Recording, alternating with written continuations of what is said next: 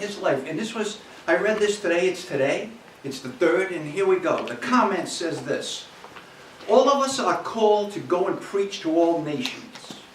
Our preaching is not necessarily on distant shores, but to our families, our children, our husband or wife, our co-workers. And we are called to preach, not with words, but by our everyday lives. Only by sacrifice, the giving up of all selfish gain, could Francis be free to bear the good news to the world. Sacrifice is leaving yourself behind at times for a greater good. The good of prayer, the good of helping someone in need, the good of just listening to another.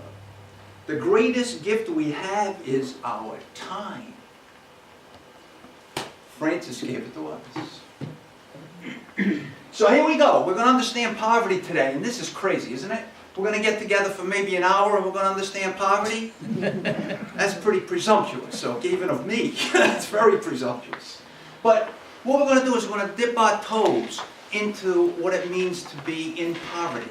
And in the course of doing that, what we're going to do is we're going to get a chance to understand ourselves. Because if we don't understand who we are and where we come from and how we developed who we are, how the heck are we going to understand other people? So that's going to be part of this. If you have questions anywhere along the way, please stop, ask the question. And if I say, oh, we're going to cover that later, then hopefully we'll cover it later. And if not, I'll just take care of it right away. Okay?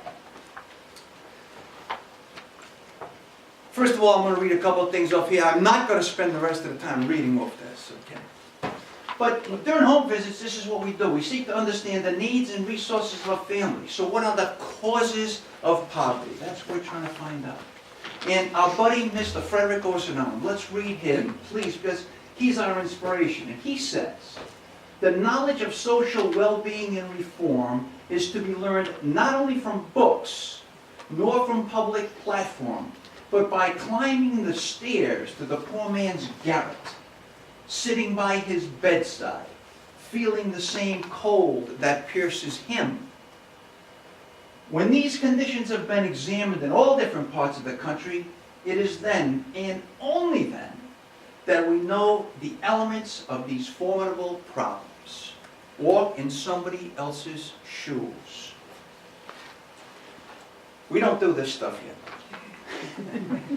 Patterns of poverty in the United States. Before we start, I want you to all know, I'm going to use the term middle class and working class simultaneously. The same thing, okay? Situational poverty sounds like what it is. You're in poverty because of some situation that happened. Now, today, in the United States, situational poverty is becoming more and more a case because so many people are sitting on the fence financially. More and more people are there, and if the wind blows one way or the other, they're in big trouble. The slightest hiccup in their economic development, it's over. They're in big trouble. They fall into situational poverty. And situational poverty is the type of thing, maybe I'm just more aware of it, I don't know, but stuff like fires. I mean, it seems to me that there's, every night there's something on the news, there's a fire. If somebody has a fire in their house, that's a huge problem. Illness is a problem, okay? You lose your job. Somebody dies. Situational poverty. Lifelong challenges, long-term illness and disability, that's pretty self-explanatory. Generational poverty is something that we're going to talk about in depth, because generational poverty just happens from within after 2 generations. If you've been in poverty for 2 generations, they're going to call that generational poverty. That's chronic. That's very difficult, and we're going to experience some of that. How difficult that really is to overcome. This is a rhetorical question, for crying out loud. Look at this. If a person's born to a poor family in a poor community, are they more likely to grow up poor? Guess what? What's the answer? I mean, yes, of course. Has to be. I don't know if you grew up with this. I know I did. I heard my mother say on many occasions, we were poor, but we didn't know it. Did you ever hear that? Did you ever even say that yourself? We were poor, but we didn't know. And what she meant was this. She didn't have money to throw around, you know. But this is what we had. We had a roof over our head, we had food to eat, and clothes to wear. I was the oldest of 6 kids, I got them first. So it was good. But we had those things covered, all right? So that's why she was poor, only poor in a financial sense, right? This slide talks about, what are we talking about as far as resources go? See, my mother had resources. Money, financial, that's obvious, a little bit of money. She didn't have a lot to throw around, but she had enough, okay? Skills, you know, we have skills. I'm going to invite everyone out there, as we go through this, to check off the ones you have, and see how many you have by the time we get to the bottom, okay? Different skills. Education. Did you go to school? Did you get a degree? Okay. It's important. Those are skills. Those are resources. Social connections. We live in Rhode Island, don't we? Yeah. Right? Yeah. I know a guy. I know a guy.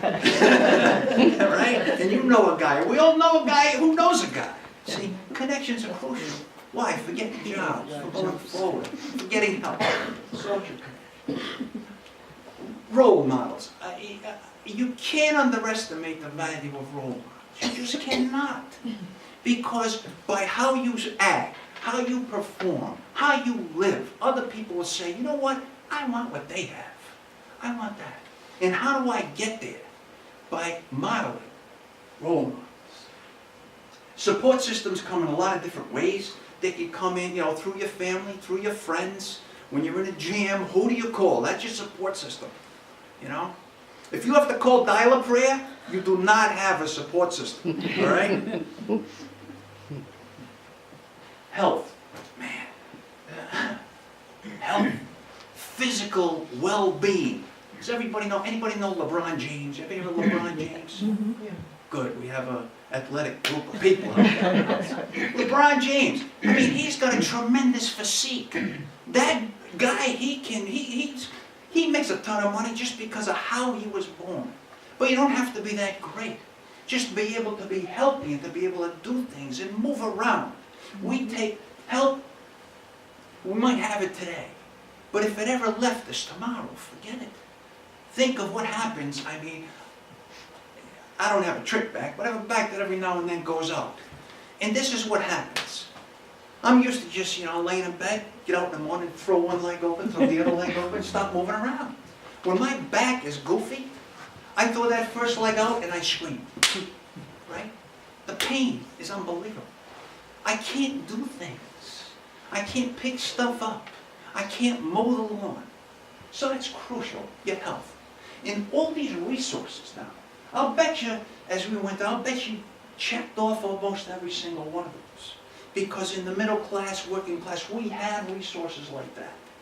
People in poverty don't have those resources, or don't have a lot of them. So that's what we're going to take a little bit of a look at. See this stuff here? We're not talking about that yet. We're going to talk about this stuff right here. Mental models. Sociologists will use this term, mental model. Okay? Anybody here do crossword puzzles? Hey, we got a couple of people. I like that. That's good. I'm a maniac for crossword puzzles. A couple of months ago, this was the question on a crossword puzzle. Fixed attitude. Okay? And the answer was a 7-letter word that began with an M. Any takers? Mindset. Fixed attitude. What was that? Mindset.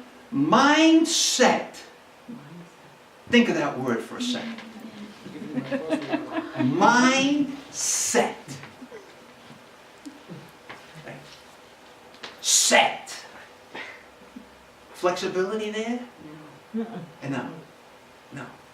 Fixed attitude. Mindset. Mental model. That's what we all have. We all have a mental model. We have a mindset. It's the windshield by which we view the world. Okay? You drive in your car. You see everything through the windshield. Here's the thing. You never question the windshield. You don't stare at the windshield. God forbid. You hit a pole, right? You don't stare at the windshield. You never think about how you think. You just are who you are. And you think everybody should think like you. Life's working out for me. I'm doing something right. How can that person be doing that? That doesn't even make sense. Right? Because of my mindset. Okay? So what we want to do here is we want to take a look at our mindset. The mindset, I'm going to figure we're all middle class / working class people. And we're going to take a look at our mindset. And then we're going to take a look at a mindset of people in poverty.